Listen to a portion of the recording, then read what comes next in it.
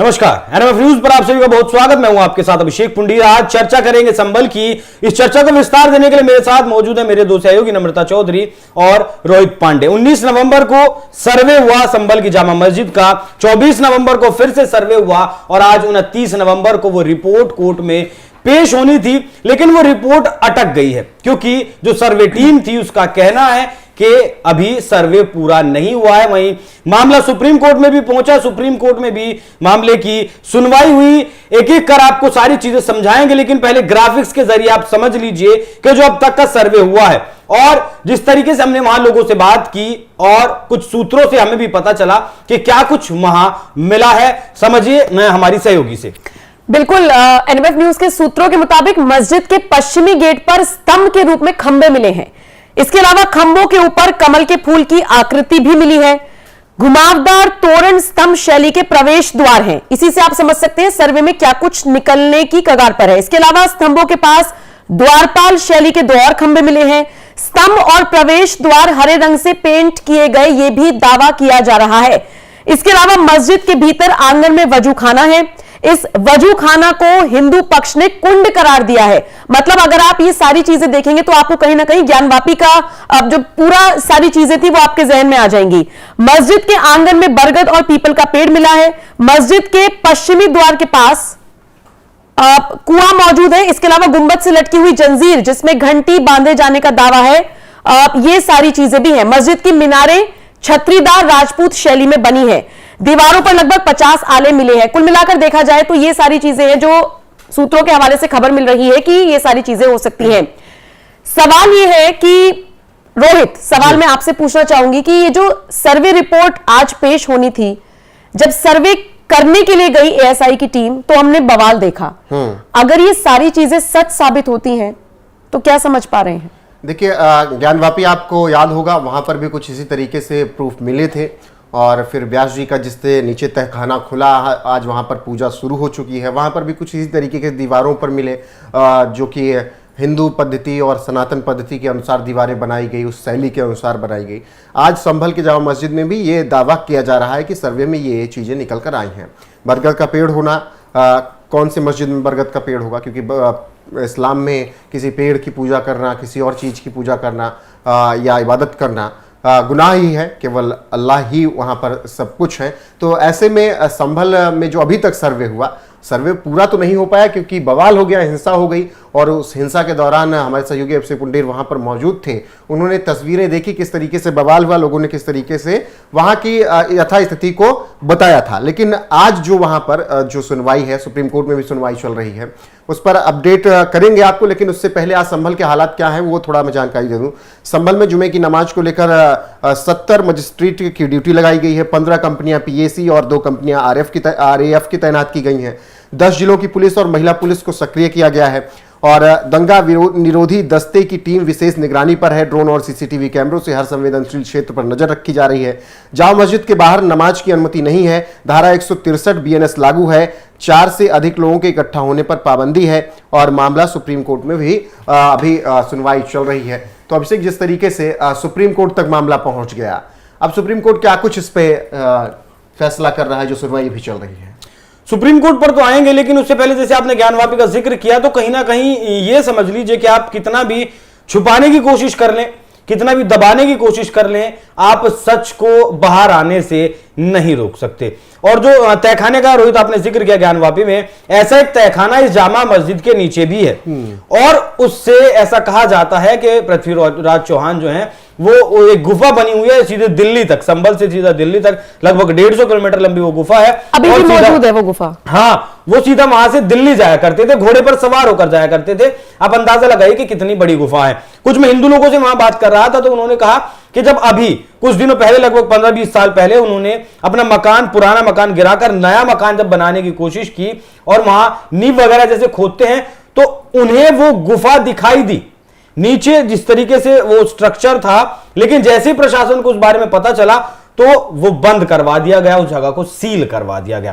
तो ऐसे बहुत सारे सबूत हैं वो लोगों की जुबानी, संभल के लोगों की जुबानी पे हम आपको सुनवाएंगे किस तरीके से उन्होंने कहा कि वहां 20 साल पहले तक वो पूजा अर्चना किया करते थे। वहां एक कुआं मौजूद है जहां अब पुलिस प्रशासन के लिए कमरा बना दिया गया है। हालांकि अभी भी आधा कुआं मौजूद है, दिखता है।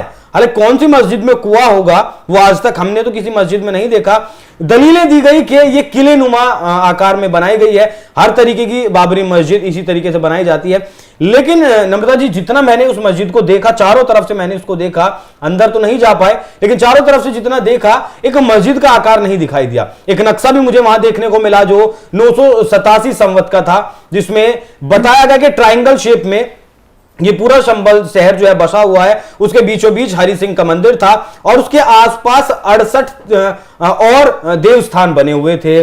और बहुत सारी चीजें ऐसी हैं जो कूप का उस नक्शे में जो जिन कुओं का जिक्र है वो कुएं भी वहां देखने को मिले। हालांकि अब दीवारें बड़ी बड़ी करती हैं।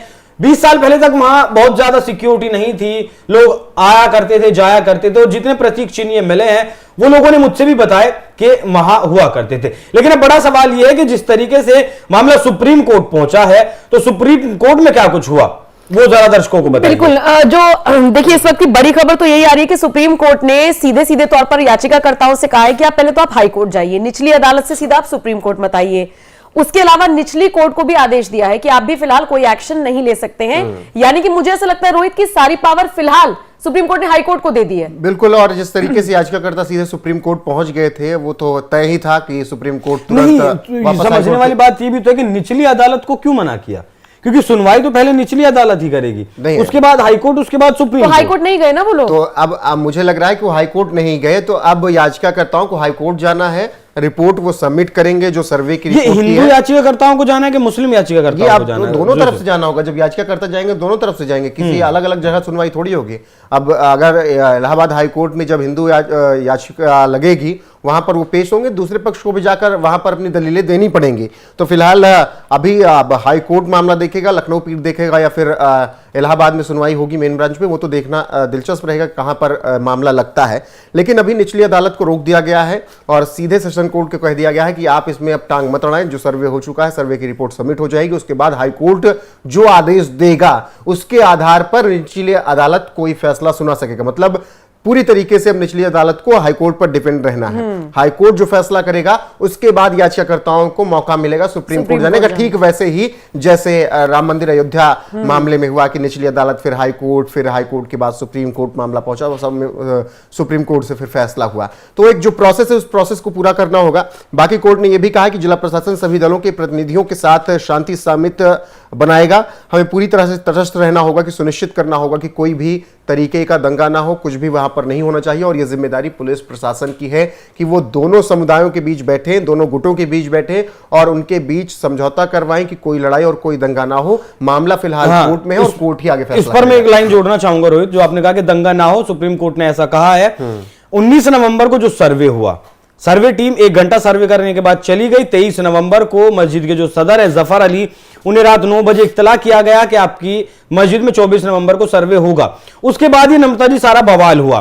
वहां लोगों की दलीलें ये हैं, मतलब लोगों ने जो वो जो मॉब वहां आई थी उसके दिमाग में क्या भरा है, जनता को भी मदद मिलेगी समझने में, कि जब एक दिन सर्वे हो गया तो फिर रविवार के दिन सर्वे टीम सर्वे करने क्यों पहुंची? रविवार के दिन अगर पहुंच भी गई तो इतनी सुबह सुबह क्यों पहुंची? क्या कुछ साजिश करनी थी? देखिए, अभी इस सर्वे, ये जो रिपोर्ट अटकी है वो इसलिए अटकी है कि अभी सर्वे टीम का ये कहना कि अभी सर्वे और बाकी है, पूरा सर्वे नहीं हुआ है। तो इस बात की उम्मीद क्यों ना की जाए? आप जफर अली का आप जिक्र कर रहे हैं, मुझे लगता है इस मस्जिद कमेटी के वो शायद चेयरमैन या कोई पद पर है, सदर है वहां। ये कहा जा रहा है कि जफर अली ने ही ये भ्रम फैलाया, सर्वे का तो जिक्र ही नहीं हुआ। कहा गया कि खुदाई शुरू हो गई। दूसरी बात, आप तो वहां पर गए हैं, जितने बयान मैंने पढ़े हैं लोगों ने कहा वो हमारे बीच के लोग थे ही नहीं। आप पुलिस अधिकारियों को सुनिए, हम लोग आंकड़ा देख रहे हैं 2 से 3 हजार का, और पुलिस अधिकारी बता रहे 5 से 10 हजार की तादाद में पत्थर कहां से आ गए। ये पूरा सब कुछ सुनियोजित तरीके से। मैं परिवार से मिलकर आया, अयान नाम उसका परिवार, उस लड़के का था जो 17 साल का था, जिसकी मौत हो गई हिंसा में। उसका घर उस जामा मस्जिद से 6.5 किलोमीटर की दूरी पर था। वो सुबह काम करने के लिए गया था, होटल पर मजदूरी करता था, वो होटल पर से काम करता हुआ वहां मस्जिद में पहुंचा है। अब देखिए 6.5 किलोमीटर की दूरी, और एक परिवार ऐसा भी था जिसका घर 10 किलोमीटर दूर था वहां से। नहीं, वो तो काफी दूर दूर से लोग आए थे। और ज्ञानवापी में हमेशा बताता हूं कि जब भी फैसला कुछ सुनवाई होती है तो ज्ञानवापी में लोग पूरे देश से पहुंच जाते हैं, ट्रेन और का टिकट लेकर और बसों का टिकट लेकर। लेकिन मुझे एक चीज और समझनी है, लेकिन अभी एक पॉइंट छूट रहा था कि सर्वे के लिए जब टीम फिर पहुंच गई रविवार को तो क्या जरूरत थी। तो कोर्ट ने, सेशन कोर्ट ने ये थोड़ी कहा था कि सर्वे कितनी बार होना, उन्होंने कहा था कि जब तक सर्वे पूरा ना हो जाए तब तक आप सर्वे कर सकते हैं। तो एक दिन में हो, नहीं, मैं ये बताना चाह रहा हूं आपको कि लोगों के दिमाग में क्या भरा गया। लोगों के दिमाग में 2 पॉइंट डाले गए कि रविवार को क्यों आए, वही तो दूसरी बात इतनी जल्दी क्यों आ गए, कुछ गड़बड़ है। अब वही तो ये भी भरा जा रहा है, मतलब कि जो सदर कह दिए वो सही नहीं, जो सदर कह दिए वो सही, जो जियाउल रहमान बर्क बोल रहे हैं वो सही, जो सपा के विधायक बोल रहे हैं वो सही, और जो वहां का समुदाय बोल रहा है वो सही। पुलिस जो कहे वो गलत, प्रशासन जो कहे वो गलत, सरकार जो कहे वो गलत, डॉक्टर जो कहे वो गलत, सर्वे की टीम जो कहे वो गलत, विष्णु शंकर जैन जो कहे वो गलत। तो ये कहां से आप तय कर लेंगे?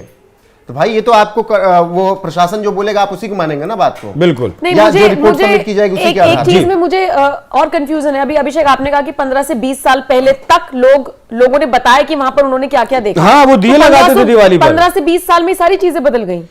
उन लोगों का ऐसा कहना है कि 20 साल पहले तक जब हमारे यहाँ घर में बच्चा होता था, हमारे यहाँ शादी होती थी, तो एक परंपरा थी कि जो वहां कुआं है उस पर हम लोग जाकर दिए लगाते थे।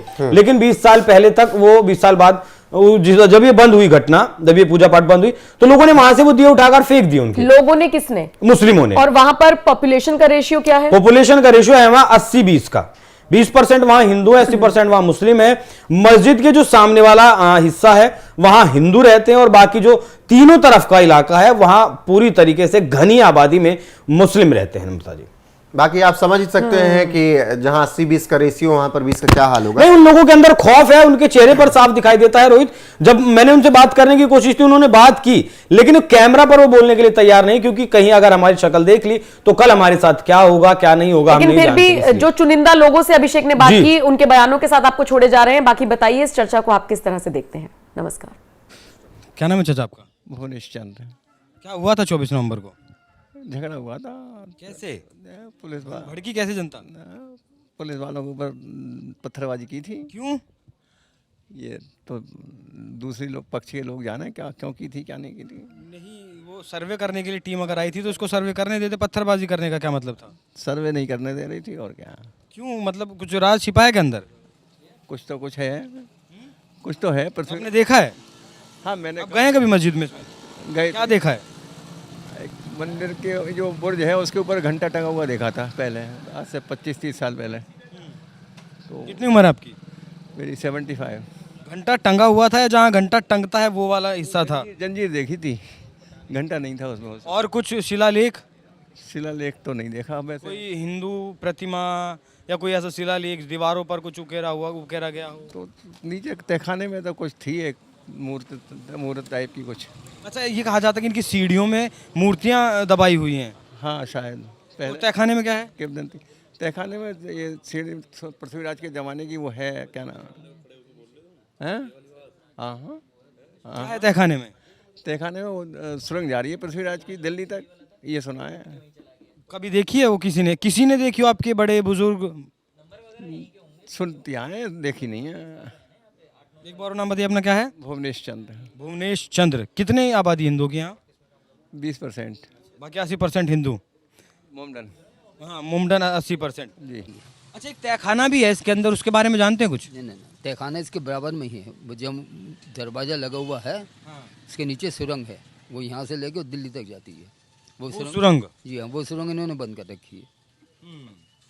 इसे किसी को यहाँ आने जाने नहीं देते हैं। अगर आप जैसे जाओ तो नहीं जाने देंगे। पुलिस आपके साथ होगी और वो कहेगी कि जाने दो तो जान देते हैं, नहीं तो नहीं जाने देते। मतलब हर आदमी के लिए कोई नहीं है। 1526 की ये बात है जब ये मस्जिद बनाई गई। 3 मस्जिद उस टाइम बनाई गई थी, एक पानीपत में, एक अयोध्या में, जो फिलहाल राम मंदिर बन गया, और एक ये। तो इस बारे में जानते हैं आप? नहीं, इस बारे में कुछ नहीं जानते, पर ये पता है कि ये मंदिर था। ये पता है कि मंदिर है, ये कि पुराणों में लिखा हुआ, कल के पुराण में लिखा हुआ है ये मंदिर है। ठीक है, बहुत धन्यवाद। अच्छा। तो इसका हरिहर मंदिर के बारे में बताइए। हरिहर मंदिर ही था यहाँ, मस्जिद ही थी? ये हरिहर मंदिर मतलब कभी किसी टाइम पहले था, हमारे बुजुर्ग लोग बताते हैं और मैंने पता भी करा। क्या बताते हैं बुजुर्ग? मतलब किसी टाइम पहले यहाँ पर मतलब मंदिर था, हल्के हल्के मतलब कि जैसे थोड़ी मस्जिद बनी फिर पूरी मस्जिद बनी, ऐसे मस्जिद ही हो गई है। किसी टाइम पहले हमारे बुजुर्ग बताते हैं कि यहाँ पे मंदिर ही था पहले। तो जब मंदिर था और मस्जिद बनाई गई तो लोगों ने यहाँ विरोध नहीं किया, हिंदू जो हैं? विरोध पता नहीं उन्होंने क्यों नहीं करा। पहले के लोग पता नहीं किस टाइप के थे, जो मतलब इस टाइप के थे, मतलब कि जो हो रहा ठीक हो रहा, जो हो रहा अच्छे के लिए हो रहा। पहले के लोग ये सोचते थे और आज भी लोग कुछ ऐसे ही हैं जो भी सोचते हैं जो हो रहा होने दो।